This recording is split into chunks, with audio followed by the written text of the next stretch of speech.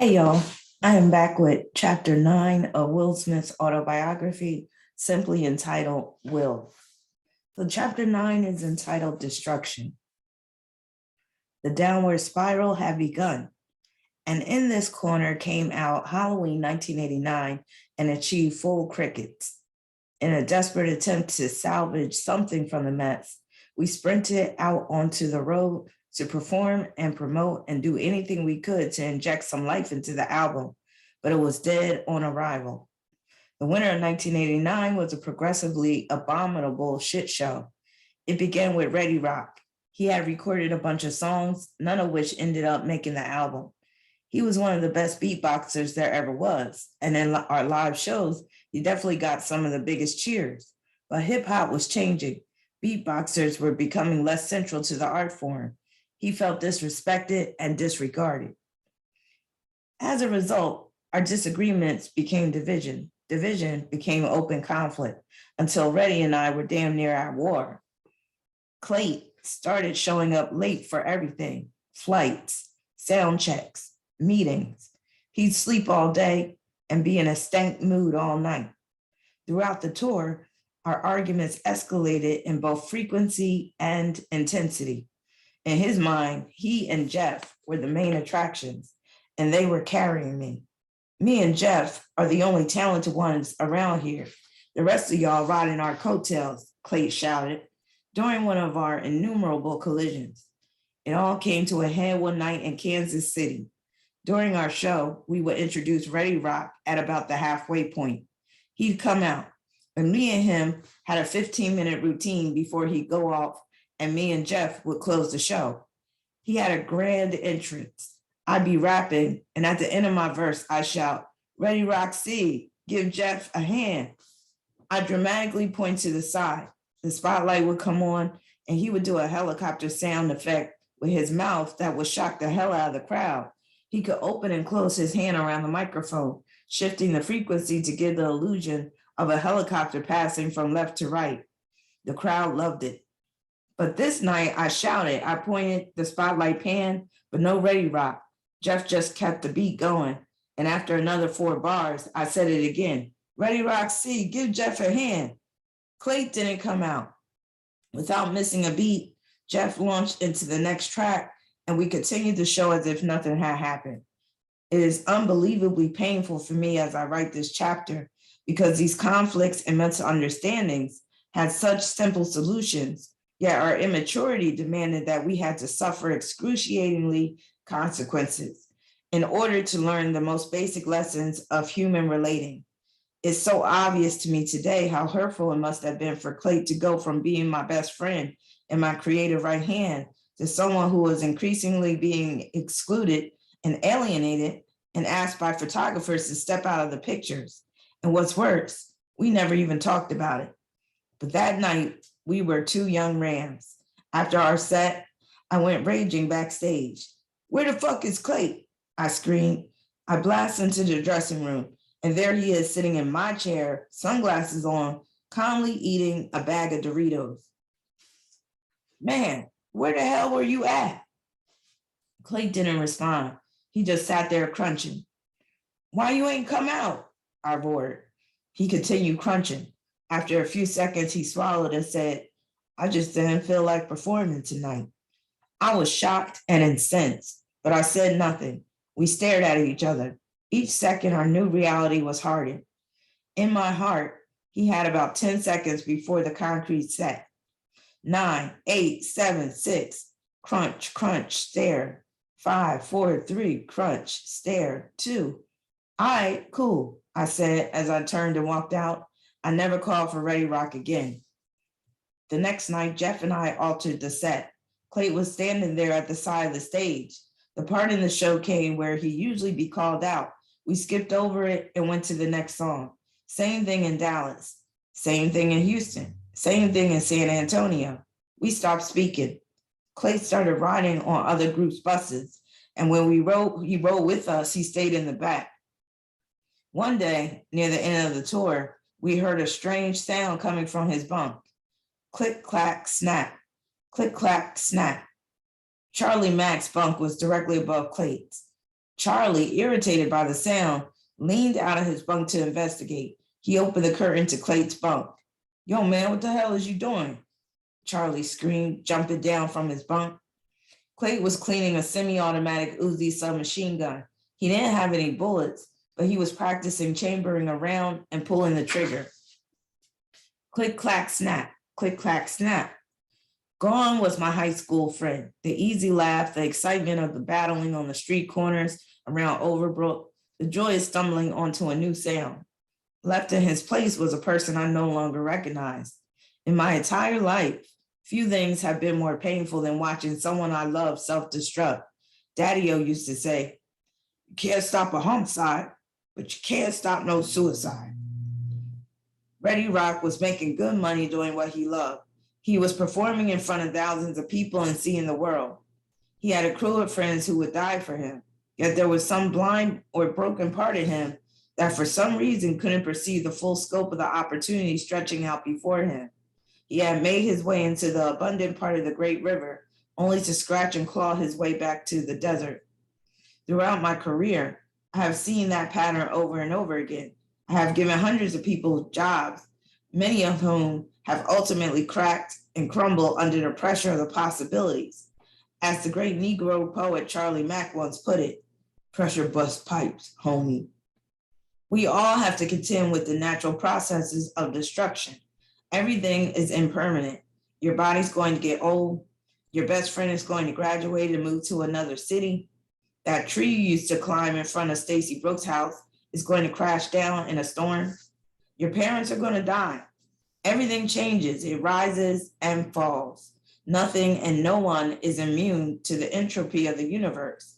That is why self-destruction is such a terrible crime. It's hard enough as it is. When we got back to Philly, Reggie Rock grabbed his bag. I grabbed mine.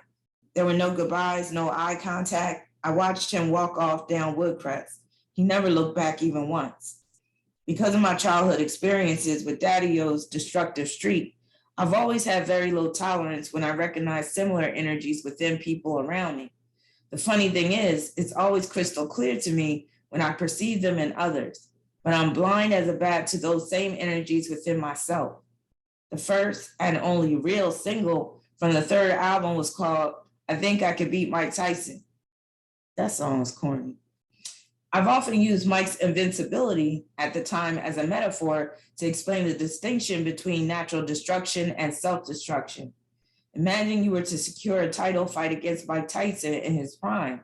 Fearful for your life, you hire legendary trainer Freddie Roach. You commit to the perfect diet, the perfect training regimen. You do everything within your power to prepare yourself to face Iron Mike. You step into the ring in impeccable physical and mental condition, and Mike destroys you within 15 seconds. You did everything you could possibly have done and still lost. You're not as good as a fighter as Mike Tyson. That is a bearable loss. That is what I'm calling natural destruction. But if you were lollygagging during training, didn't really eat right, and let your boy Pookie train you, and then Mike Tyson knocked you out in 15 seconds, now you have to face an unbearable loss. You have to live the rest of your life not knowing what might have happened had you done your best. In the back of your mind, forever, you will know that you didn't only lose to Mike Tyson, you lost to yourself. The fight wasn't you versus Mike, it was you and Mike versus you. And that's how I feel about and in this corner. The music business is fickle. Some records work, some don't. Sometimes there's a track that you think is going to be a hit and no one feels it. And then the one you weren't even thinking about becomes a monster. That's the natural way, the inevitable ebb and flow of the universe. But if you piss away $300,000 on rum punch and chicken fingers, and your father has to fly in and drag your ass home, and then you throw together a bunch of tracks in your best friend's mother's basement, you're manifesting an unfair fight. It's 2 against 1. It's you and the universe versus you. It's respectable to lose to the universe. It's a tragedy to lose to yourself. And in this corner, flopped hard. We were coming off 3 million records sold, triple platinum sales, and the first ever Grammy Award in rap. Expectations and investments were very high, and we crashed and burned. We knew the album was a swing and a miss, but it didn't become real until we went out on tour again. The crowds were thinner. People weren't as hyped to see us. They were no longer singing my lyrics back to me, and our performance fees were cut by almost 70%. We made it okay in our minds by thinking of it as a promotion.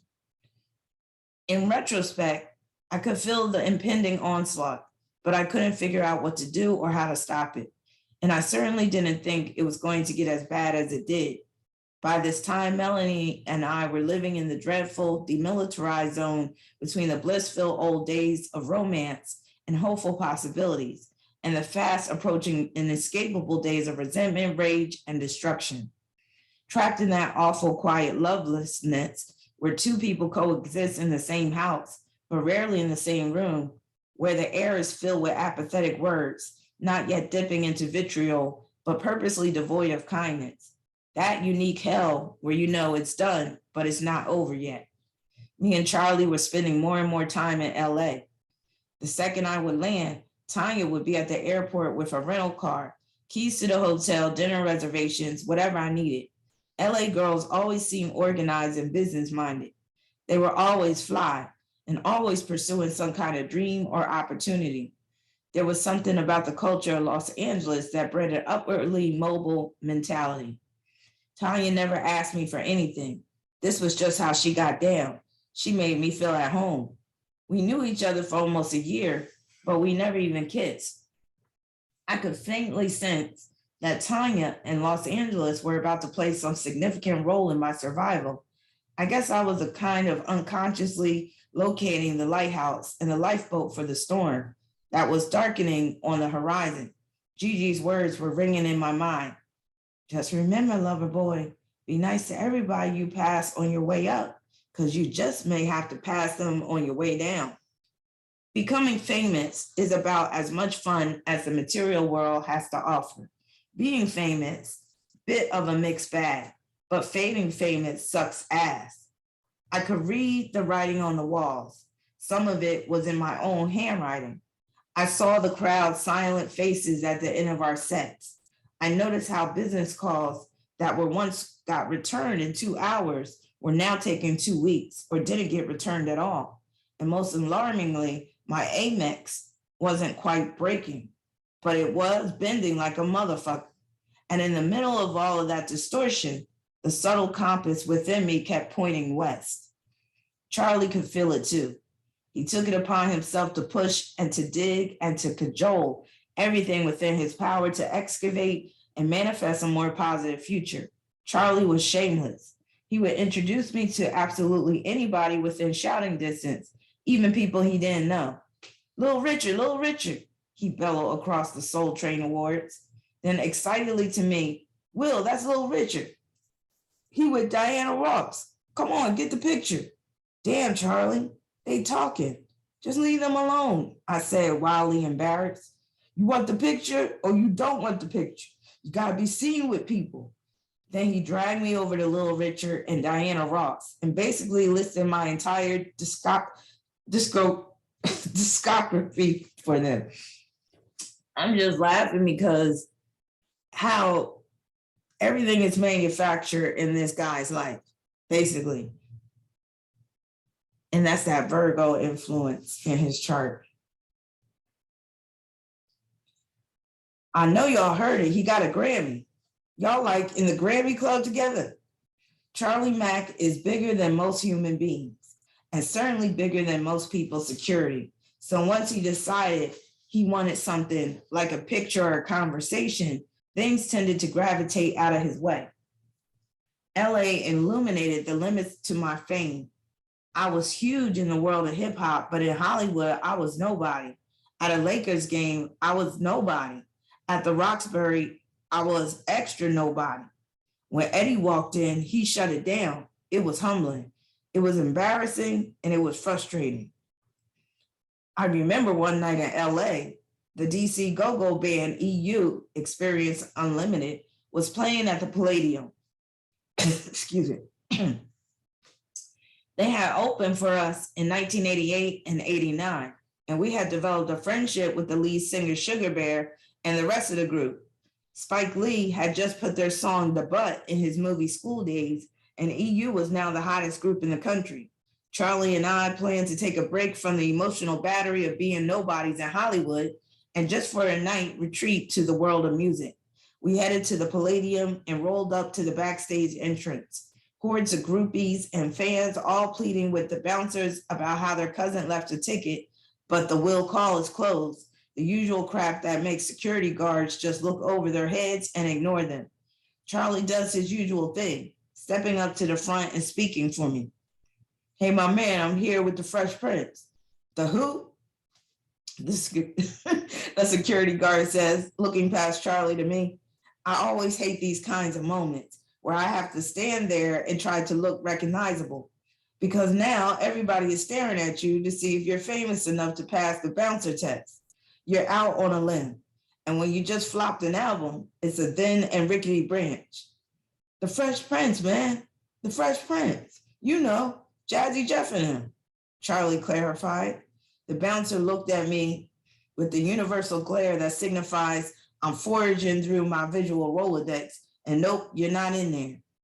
If y'all ain't got tickets, y'all gonna need to move to the back. What a humbling experience. And his Virgo stellium can result in him being humble. And you know, Jada be humbling his ass all the time. Just then, the doors opens and Sugar Bear from EU sticks his head out and looks around. I made a rookie error. I overcommitted. But when I saw a familiar face, he felt like one of those round life preservers being thrown to me as I was drowning in a deepening sea of insignificance and irrelevance. Wow. That's his Saturn and Aries in the 12th house, opposing Venus and Mercury and Libra all day. Wow. He's really afraid of being insignificant and irrelevant. Before I could stop myself, I blurt out, hey, Sugar Bear. Sugar Bear looks right at me. There's a moment of recognition. I point at the security guard as if to say, yo, man, tell this dude to move and let us in. Sugar Bear pauses, looks at the security guard, subtly shakes his head. He scans the crowd to see if the person he was really looking for is out there. They're not, so he turns and goes back inside. I turned and gracefully made the ex-famous person's walk of shame. Inside, I was raging, but as in my habitual emotional way, on the outside, I was totally calm. That's that opposition between Aries and Libra in his chart. I didn't know where I was going, but block after block, I just walked. Charlie said nothing, but kept right behind me. He walked for miles in silence. What the hell was happening? Since we came off tour, Jeff had retreated to his mom's basement. His reaction to the looming winter of our careers was to hibernate. He had turned down a chance to do a show in Africa and a tour in Australia. I was pissed that he was hiding. It seemed like cowardice on his part, and it activated my most violent trigger. I've been fighting my entire life to not be a coward. I believed that we needed to go head to head with the obstacles that were building against us, but I couldn't do it without him. I felt like he'd betrayed me. JL was complaining about me and Charlie being in LA so much. Y'all all wasting your time. You need to come home so we could get back into the studio, writing and recording, JL said. Melanie and I were barely speaking, and here I was in the empty streets of Hollywood on a Thursday night, anonymous and adrift. Charlie Mack was like an old-time boxing trainer whose fighter had just got his whole ass handed to him in the previous round. If we weren't on Hollywood Boulevard, he definitely would have been pouring ice water down my shorts. I was hurt bad, but I knew I had another round in me. Him pouring ice water down his shorts, is that a metaphor for Charlie Mack giving him head? Now we approached a crosswalk, the red hand beckoning directly to me. Halt, stop, breathe, think. My rage settled. Contemplation churned into passion, then a decision. That will never, ever happen again, I said. I promise you that. Charlie didn't open his mouth. He just nodded his head. He knew something profound was happening inside of me, and he was down for whatever. The light changed and we walked on. I didn't pay my taxes. It's not like I forgot. It was more like I just didn't pay my taxes. In January 1990, Uncle Sam decided that I had enough fun and he wanted his. I owed the IRS taxes on around $3 million of income. I think somewhere above $1 million, Uncle Sam shifts from ornery to irritable, and everything north of about 2.3 million makes him aggressive and cantankerous. So, as was my general approach to problem solving during this period of my life, I dumped it on JL. Wait, you didn't pay any taxes? He said. He was on the phone, but I could tell that he sat down. To this day, JL is the most frugal, sensible, and fiscally responsible person I've ever met. He doesn't spend any money on anything ever. No fancy cars, no jewelry, no trips, no jacuzzi in his bedroom, nor his bathroom. While Jeff and I were spending our spoils wildly, JL never moved from his childhood bedroom. He was taking this very phone call in his mother's kitchen. Nah, nothing, I said. Like, nothing? Nothing? Yeah, nah. Y'all are stupid as shit, JL said. Y'all understand this is a big problem, right? I didn't notice in the moment, but JL kept saying, y'all, denoting a plurality of stupidity. I wouldn't later discover that Jeff hadn't paid his taxes either. And to make matters worse, JL had been lax on billing us for his commissions. So not only had we spent all of our money, we had spent JL's cut too. We were all broke. JL hired a tax attorney for me and Jeff. He paid his taxes. Scheduled a meeting, showed them the notices from the IRS.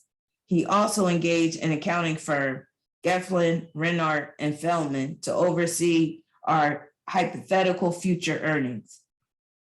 First went all the cars, then my motorcycle. Stereo systems are very expensive when they go in. They're worth damn near nothing when they come out. Then the excruciating decision was made. IRS attorney and accountants unanimously agreed. I would have to sell the Lower Marion house, pool table included. I was rich and famous, minus the rich and minus the famous. I was worse than broke. I was in the hole. The walls were tumbling down. I had enjoyed Sodom and Gomorrah way more than I was enjoying Jericho. As Sodom and Gomorrah reference, that's also a metaphor for his homosexual delights. There's a strange thing that happens when someone falls. Your demise somehow proves to everyone you've ever disagreed with that they were right and you were wrong. They develop a smugness and seem to get a brutal enjoyment out of the fact that God is finally punishing you. People tend to have a schizophrenic relationship with winners. If you're down too long, you become an underdog and they feel impelled to root for you. But if you are ever unfortunate enough to be up too long, you better get a helmet. One night in the middle of what would become the final racks of 8-ball ever played on my first pool table on Marion Road, Melanie came down the stairs. She was looking fine as hell, wearing a royal blue miniskirt and matching leather jacket. She had on 3-inch heels. She never rocked heels. Big bamboo earrings I had bought her that she never worn before. Her makeup was perfect. No glasses tonight. Eyeliner.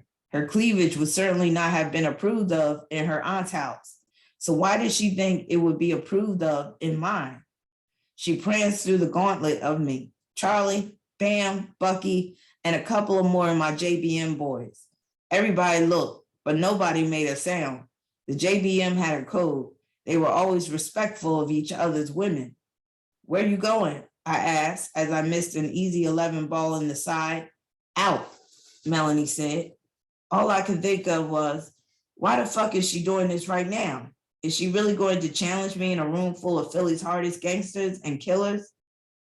In the middle of the IRS seizing all my shit, wearing clothes that I paid for, making me miss an early ass 11 ball in the side, Bzz. Where's out? I said, as Charlie lined up his next shot, about to take $100 that I didn't have. I don't know, she shrugged. Out. I think you're not going out, I said, drawing a line in the sand and trying to save face. You should go ahead back upstairs. Whatever, Willard, she said as she moved toward the door. If you walk out that door, I promise you it's going to be a bad look. We stared at each other. Each second, our new reality was hardening. In my heart, she had about 10 seconds to go back upstairs before the concrete set. 9, 8, 7, 6. Charlie sunk a high ball in the side. 5, 4, 3. Eyeliner, cleavage, bamboo hoops. 2. I'll see you later, Willard. Melanie walked out. An hour later, I was in the house alone. Melanie and I were no longer in the loveless, demilitarized zone. The blissful old days were finally giving way to the days of resentment, rage, and destruction. Melanie's taxi pulled up around 2 a.m. I was waiting for her out front. I had collected everything I ever bought her, clothes, shoes, bags, anything that would burn. I had drenched everything in lighter fluid. Our eyes met. I struck the match. Whoosh. Again, that's that opposition. Mercury conjoined Venus and Libra opposing Saturn and Aries, him burning up that girl stuff like a little bitch. But yeah, and with that Scorpio moon, that could cause him to be very, very vindictive. As I write this chapter, I have never seen or spoken to Melanie again. I've reached out on multiple occasions over the years with no response. She was the victim of one of the lowest points in my life. Yes, we were young. Yes, we hurt each other. But she did not deserve how I treated her. She did not deserve how it ended. Charlie Mack was in love with Mimi Brown, one of the most iconic DJs in Philadelphia history. She was the seductive, sultry voice of our childhood imaginings, and seeing her in person did not disappoint. Charlie missed no opportunity to get me to the station. I kept finding myself doing interviews at WDAS FM on Mimi's show. It was like Charlie was now my publicist, and he had one contact in the music industry, Mimi Brown.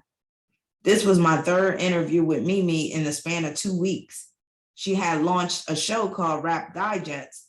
I was running out of things to talk about, but Charlie felt we weren't quite hitting the critical points we needed. Mimi, oh my God, I'm telling you, the people just love hearing y'all talk. Y'all lighting them phones up. We got to keep doing this, Charlie gushed romantically. Mimi had been an early supporter and advocate for DJ Jazzy Jeff and the Fresh Prince. She was one of the first to ever play our records, and she was one of the Philly pioneers pushing hip hop onto daytime radio, and she loved the hometown boy. It was always the same with Mimi. Whether we were hot or cold, big record or no record, she wanted her studio to feel like home. We were always welcome. It was a win-win-win. Mimi got a great interview. I felt respected and appreciated, and Charlie got to shoot his shot. The studio was a cozy little soundproof room with glass on 2 sides. People within the station could walk by and look in on the interviews and talent who showed up. Mimi and I were always a particularly appealing attraction. We laughed and joked a lot, and we played an interesting mix of hip hop and R&B that was revolutionary at the time. It felt like a live show as we interacted with the staffers behind the glass. One afternoon, I started rapping live, which doesn't sound like much today, but I promise you, it was jaw-dropping back then. Oh my God. This was one of the first times it had ever happened on Philadelphia radio. You have to understand, this was a time when many radio stations' promotional taglines were all music, no rap. Behind the glass, the crowd grew and started going crazy. Some because they realized they were witnessing the birth of a new era, and others because they probably thought they were witnessing the death of Mimi Brown's career. As I play and perform to the glass, I'm stopped in my tracks as I realize I'm face to face, eye to eye with Dana Goodman. He had heard me on the radio and decided to show up. If the motherfucker you looking for is Will, he's in the house. You're welcome to come in and kill him now. Dana stares, emotionless, and whispers into the ear of the dude with him. The dude nods and moves toward the door of the studio. I keep performing, my eyes steady on Dana. I try to signal to Charlie, but he's staring at Mimi. The door opens. The man enters the booth and stands beside Charlie.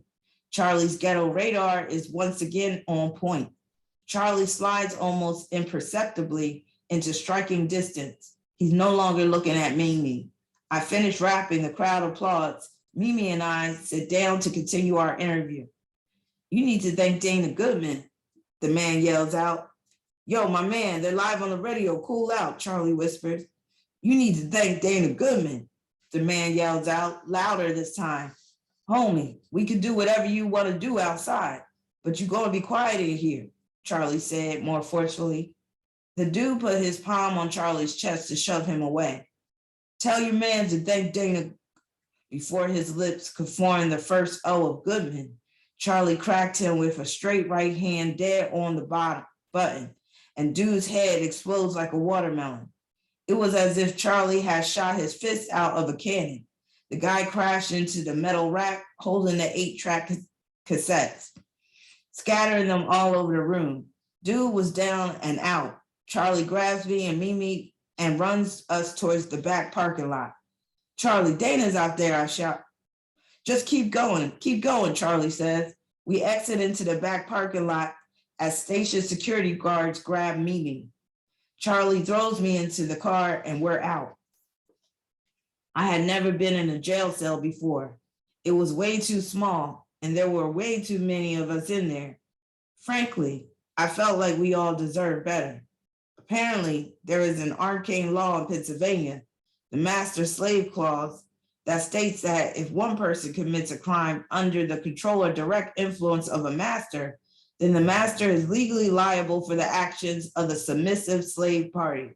The man's legal team argued that because of my dominant relationship with Charlie, I was culpable for his actions. Charlie was never even arrested, even though it was he who had broken the man's left eye socket, and irreparably, it was he who damaged his cornea.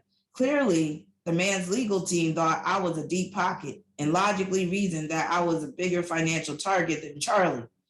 The joke was on them. I didn't have a dime to my name, but as I sat in the jail cell facing aggravated assault, criminal conspiracy, simple assault, and reckless endangerment, charges for a punch I hadn't even thrown, I finally understood a term I heard many times before, rock bottom. I was literally lying on a cold stone floor. Everything I had, everything I built, the woman I loved was gone. I was broken. And as I lay there in the fetal position, trying to figure out how the fuck I did get here, I made the horrific error of clinging to the universal, rock bottom axiom of hope. Well, I guess it can't get any worse than this. Now, him spending the time in jail is represented by that Saturn in the 12th house. I always say a lot of people with Saturn in the 12th house will spend at least one night in jail at some point in their life. Hopefully, none of you will ever need this information, but if you can at all avoid it, do not get arrested on a Friday. I was released on Monday morning. No one gets let out on a weekend. I went straight to Woodcrest to see my mom. I hadn't spoken to her. I was sure she'd be a mess. The crazy thing is, when I saw the police car in front of Woodcrest, it never even crossed my mind that they were there because of me. One of my childhood friends, little Reggie, had recently become a cop. He had the kind of heart that everybody wanted in a police officer. Reggie was the man in the neighborhood. My mom loved him, and everybody respected him. When I walked in, my mom and Reggie were sitting in the kitchen. She hugged me. Bzzz. Damn it, my shock collar. What the hell has Reggie been saying to my mom? I gave Reggie a pound. We hugged and caught up a bit. He had heard about everything that had happened with Charlie and my weekend in jail. I want you to know that I got your back, Reggie said. Bzzz. Again, if you didn't see the previous video with chapter 8, I was saying that him feeling that buzz feeling and him being very sensitive to different frequencies and changes in vibration, that's that Sun-Uranus conjunction in his chart. Do you happen to know? He listed 4 names. Oh, well, wait a minute, let me go back. For sure, Reggie, I know that, I replied. I'm going to ask you a couple of questions, and I need you to keep it 100 with me. Bzz. Do you happen to know? He listed 4 names. All 4 were guys from the JBM, guys I had been gambling with and not taking cards from for the past 2 years. My heart jumped into my throat. I felt like I had to swallow it back into my chest. I might know them. Why? Willard, do you know them or not? My mom blurted, cutting through all my bullshit. Look, Reggie, I'm here to help. You know what they have to do, right? What they're into. I'm sorry, let me reread that. Look, Reggie said, I'm here to help. You know what they do, right? What they're into. I nodded. Will, you got a good thing going with your music. Those guys are bad. They're being watched by the FBI, and the feds are about to shut it all down. Word is that they have photos of them coming in and out of your house, of you driving their cars and traveling with them. Do you know that it's a crime to give and take money from them? I couldn't breathe. It really doesn't look good, Reggie said.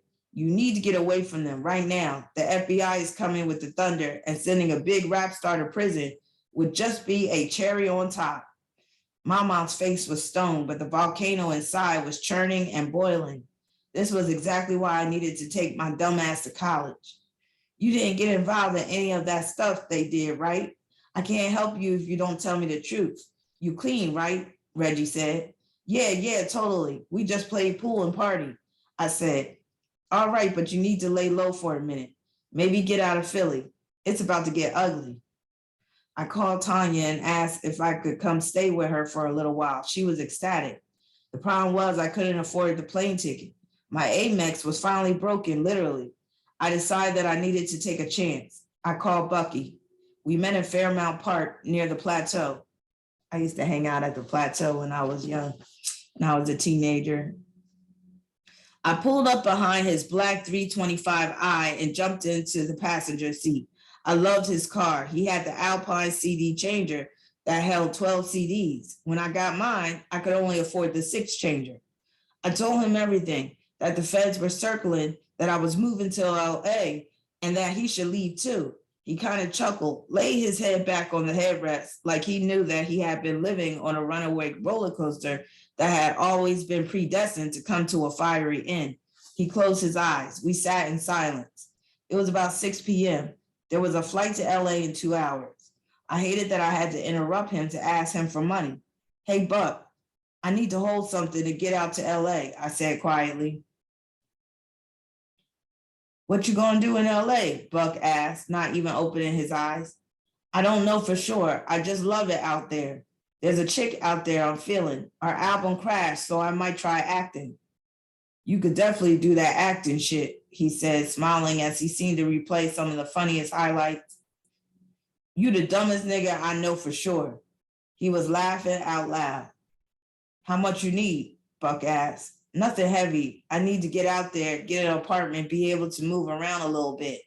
I got 10 G's here. You need more than that? We can run to the spot. Nah, that's straight. Buck had a secret compartment under the driver's seat floor mat. He grabbed the 10 G's, reached back into the back seat, shook a tasty cake butterscotch crimpet out of a brown paper bag, and stuffed the cash into it.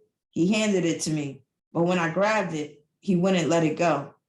He looked straight into my eyes. You know you're not better than me, right? He said. Of course, Buck, I know that, I said, somewhat confused. I'm just like you. We the same. He got quiet for a moment, then said, I could do all the shit you do. I just fucked up. We just born in different spots. Yeah, that's real. I'm sorry if you hear that landscaping equipment, that lawnmower. It's Wednesday. They like to come out and make a lot of noise on Wednesday. Yeah, that's real, I said. Bucky let the money go. Just do right, man, he said. No doubt, Buck. I'm going to get this back to you quick. He chuckled again as if somehow he knew he would never need it. When I get on my feet, you should roll out to LA. Bucky chuckled, the same knowing chuckle. Sure, man, I'll do that. He gave me £1. I made my flight. 3 days later, Bucky was dead. And that's chapter 9. Chapter 10 is called Alchemy. So chapter 9 wasn't too bad, but I'm still looking forward to him getting into his Fresh Prince of Bel-Air days, and then later on his movie days, but especially when he meets Jada and has kids and stuff. I guess he's saving that for the last few chapters. I don't know, but stay tuned for chapter 10, and it is a good time that I'm finishing up now, because like I said, these landscapers about to make some major noise out here. All right, I'll see y'all later. Please like, share. If you're new to this channel, subscribe. And if you would like a reading, you can go to my website at rahbinah.com. Peace.